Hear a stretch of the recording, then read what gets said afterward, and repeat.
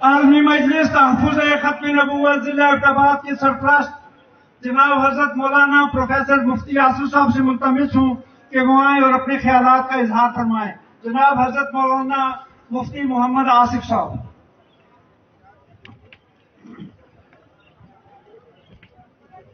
نحمده ونصلي على رسوله الكريم اما بعد فاعوذ بالله من الشيطان الرجيم بسم الله الرحمن الرحيم ولا تسبوا الذين يدعون من دون الله فيسبوا الله عدوا بغير علم قال النبي صلى الله عليه وسلم ان الله يرفع بهذا الكتاب اقواما ويضع به آخرين اللهم صل على سيدنا ومولانا محمد وعلى آل سيدنا ومولانا محمد وبارك وسلم عليه.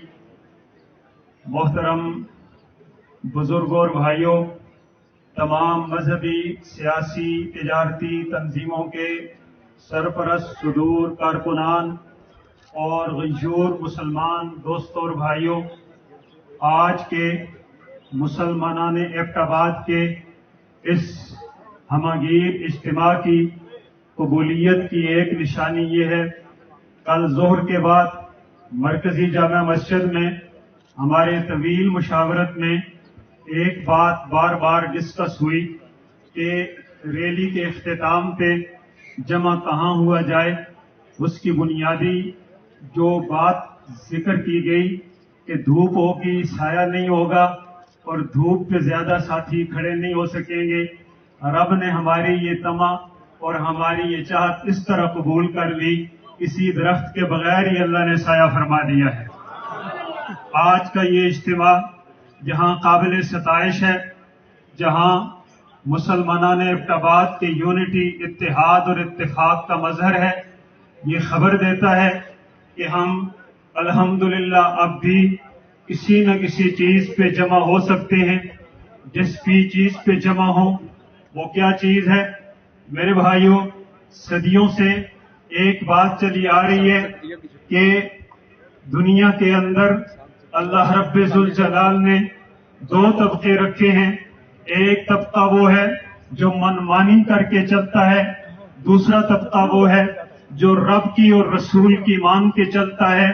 جو منمانی کرتا ہے اس کے منہ میں اور اس کے اعضاء میں جو آتا ہے کرتا ہے، لیکن جو رب کی ماننے والا ہوتا ہے وہ قدم قدم پہ باؤنڈ ہوتا ہے، پابند ہوتا ہے کہ وہ اس پابندی کو دیکھ کر چلے. میں آپ سے عرض کرنے لگا ہوں کہ رب ذوالجلال نے کچھ حدود رکھی ہیں. آج کل سوشل میڈیا پہ ایک بات بہت کامن چلتی ہے، فلاں لیڈر ہمارا ریڈ لائن ہے، فلاں جھنڈا ہماری ریڈ لائن ہے. میں عرض کرنے لگا ہوں اس ریڈ لائن کا اگر عربی ترجمہ اور قرآنی ترجمہ کیا جائے تو ریڈ لائن کا عربی ترجمہ ہے شاعر اللہ. اسلام کے اندر شاعر اللہ بے شمار ہیں.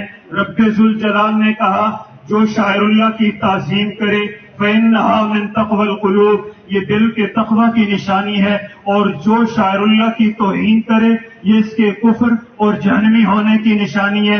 اب سوال یہ ہے، تفسیریں بھری ہوئی ہیں شاعر اللہ کے ناموں سے. ان شاعر اللہ میں 4 شاعر اللہ اعظم و شاعر اللہ کہلاتے ہیں، جن میں سے پہلے اعظم و شاعر اللہ کا نام ہے بیت اللہ، دوسرے کا نام ہے کتاب اللہ، تیسرے کا نام ہے رسول اللہ، اور چوتھے اعظم و شاعر اللہ کا نام ہے اللہ کے رسول اور صلاۃ اللہ.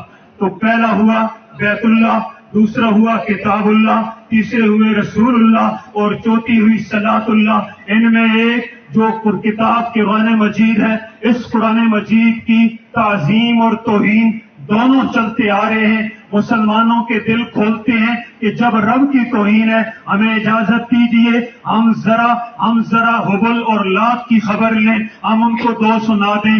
مسلمانوں کے دل کھولتے ہیں جس وقت ہماری توہین ہوتی ہے ہماری کتاب کی، ہمیں اجازت دیں توہین کرنے والے کی مقدس ویدوں کی ذرا توہین کر دیں. مسلمان کا دل کھولتا ہے ہمارے معبود کی توہین ہے، ذرا ہمیں اجازت دیں توہین کرنے والے کے معبود کو کوسیں. رب ذوالجلال نے 14 صدیاں پہلے پیارے آقا کے سینے پہ قرآن کی آیت 17ویں پارے کی نازل فرما کے ہمیں پابند کر دیا. لا تسبوا الذین یدعون من دون اللہ فیسبوا اللہ عدوا بغیر علم.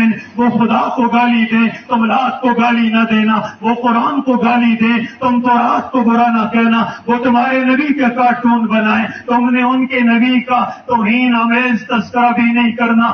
اس لیے وہ جھوٹے ہیں، اس لیے سب کچھ کرتے ہیں اور تم نہ کر کے سچ کا امتیاز پاتے ہو، سچ کا تمغہ پاتے ہو. یہی اعزاز کیا کم ہے. ان کو جھوٹ کی لعنت متھے میں پڑے اور تمہارے ماتھے پہ سچ کا اعزاز چمک جائے. تم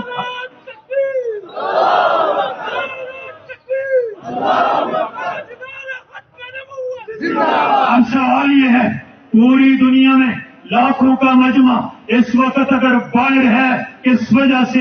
اپنے اے سی اور پنکھوں میں نہیں ہے، باہر ہے کس وجہ سے؟ یہ علامت ہے ہمارے دلوں میں ایمان موجود ہے. وہ ایمان ہمیں نکال کے باہر لایا ہے. اور مسلمانوں ذرا میرے ساتھ 1 منٹ کے لیے آپ اس بات کی تائید میں ہاتھ کھڑا کریں گے. ہمیں کوئی غرض، کوئی مفاد، کوئی کسی اور قسم کی غرض پسندی باہر نہیں لائی ہے. صرف اور صرف قرآن کی، رسول کی، ایمان کی، اسلامی شاعر کی محبت ہمیں باہر لائی ہے، ایمان کا جذبہ لایا ہے. اگر یہ دو ہاتھ کھڑے ہوئے خدا کے دربار میں اگر سچے ہیں تو پھر میں ایک بات کہنے لگا ہوں، سچوں نے کرنا کیا ہے؟ سچوں نے کرنا کیا ہے؟ ہماری ذمہ داری کیا ہے؟ جب اپنی ذمہ داری پوری ہو جائے تو ان کا رستہ رکا کرتا ہے. ہم پابند ہیں، ہم کسی اور کتاب، کسی جھوٹی کتاب، کسی محرف کتاب کا بھی برا تذکرہ نہیں کر سکتے. لیکن جو کرنے کا کام ہے اگر اس کو لکھ لیں دل کی تختیوں پہ. میں وقت زیادہ ضائع نہیں کرنا چاہتا. 6 کام کرنے کے ہیں جو قرآن کے حقوق ہیں. اگر ہم یہ کرنے کا تہیہ کر لیں قرآن مجید کے ساتھ ہمارا حق ادا ہوگا. آئیے میرے ساتھ ارادہ کرتے جائیں گے، سنتے جائیں گے. ہم یہ 6 کام کریں گے، رب بھی راضی، قرآن بھی راضی، ہمارا ایمان بھی تازہ. قرآن کا پہلا حق مسلمانوں پہ ہے کہ قرآن مجید کی پروننسیشن ٹھیک کر کے، پتہ نہیں ہونا یہ جتنا مجمع کھڑا ہوا ہے میں ان سے پوچھتا ہوں اے سے زیڈ کا انگریزی پڑھیں. ایک پڑھتا ہے، دوسرا کہتا ہے تو نے پروننسیشن نہیں سیکھی ہے، تو نے غلط کیا ہے. خدا کی قسم ہم انگریزی، فرانسیسی، ہندی، اردو کی پروننسیشن درست کرنے کے پابند نہیں ہیں، لیکن ہم مرتے دم سے پہلے قرآن کے حروف کی پروننسیشن ٹھیک کرنے کے پابند ہیں. ہم پابند ہیں. اس لیے پہلا حق قرآن کا یہ ہے، قرآن کے الفاظ کو صحیح ادائیگی کے ساتھ پڑھنا سیکھا جائے، صحیح ادائیگی کے ساتھ پڑھنا سیکھا جائے. دوسرا حق قرآن کا یہ ہے، جس کی پروننسیشن، جس کی تجوید اور جس کی ترتیب ہم نے ٹھیک کر لی ہے. دوسرا حق قرآن کا یہ ہے، روزانہ کی بنیاد پہ 24 گھنٹوں میں کم از کم 1 دفعہ ضرور قرآن مجید کی کچھ نہ کچھ تلاوت کرنا ذمہ داری ہوتی ہے.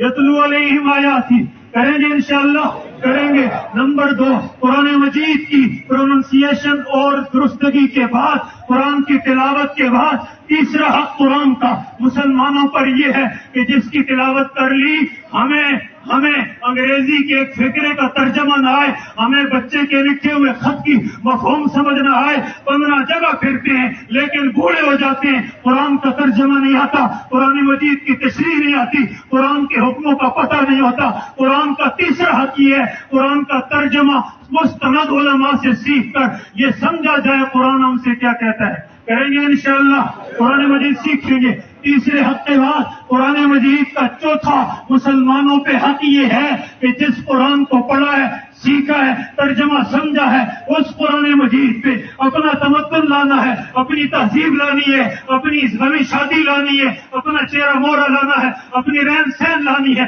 اپنا لباس سے لے کر، اپنے بالوں سے لے کر، اپنے کاروبار تک، اپنی معاشرت تک قرآن کے مطابق لانی ہے. آج مسلمان کے بال عیسائیوں کے حوالے، مسلمان کا چہرہ ہندوؤں کے حوالے، مسلمان کا لباس یہودیوں کے حوالے، مسلمانوں کی غمی اور شادی. میرے بھائی خفا نہیں ہوں گے، جنازہ ہوا لاہور میں جامعہ اشرفیہ میں، مفتی عبید اللہ صاحب ان کے مرید تھے، اپنی اہلیہ کا جنازہ لے کر آئے. جب جنازہ پڑھا دیا شور غم صدا تھا، उस गमज़दा शोर को तसल्ली देते हुए शेख उल हदीस मुफ्ती उबैदुल्लाह साहब ने कहा सब्र करो। उसने कहा हजरत आप नहीं समझे, मुझे बीवी का दुख भूल गया, मुझे बीवी के जनाजे का गम भूल गया। कहा क्या गम है? कहा जब वक्त में बीवी का जनाजा लेकर आ रहा था, मेरा जवान 18 साल का बेटा, 18 साल का जवान बेटा मुझसे पूछने लगा, मुसलमान बेटा मुसलमान वालिद से पूछने लगा अब्बू अम्मी की चिता को कब जलाएंगे? ये कहते हैं मुझे बीवी का गम भूल गया, मैं भूल गया, मैंने अपने बच्चे की इतनी तरबियत नहीं की कि मुसलमान जलाया नहीं करते, दफनाया करते हैं। और मुसलमानों खुदा की कसम, कचरे को जलाया जाता है, खजाने को दफनाया जाता है। खजाना ही दफनाया जाता है, कचरा जलाया जाता है। हम आज इरादा करें इतने बड़े इज्तिमा में हमारा लिबास, हमारे कपड़े, हमारा तमद्दुन, हमारी गमी, हमारी शादी, हमारा रहन सहन, हमारा कारोबार, हमारी तिजारत सब कुरान की तहजीब के मुताबिक बतदरीज दर्जा बदर्जा लाने की कोशिश करेंगे इंशाअल्लाह। पांचवा कुरान का हक ये है इस कुरान मजीद की नशर शात की जाए, आगे फैलाया जाए, बच्चों को पढ़ाया जाए, आगे सिखाया जाए। छठा और आखिरी हक कुरान का ही है, इस कुरान को कानून बनाया जाए और इस कुरान मजीद को कानून बना के इसके मुताबिक फैसले किए जाए। अल्लाह मेरा और आपका हामी नासिर हो। वाखिर दावाना।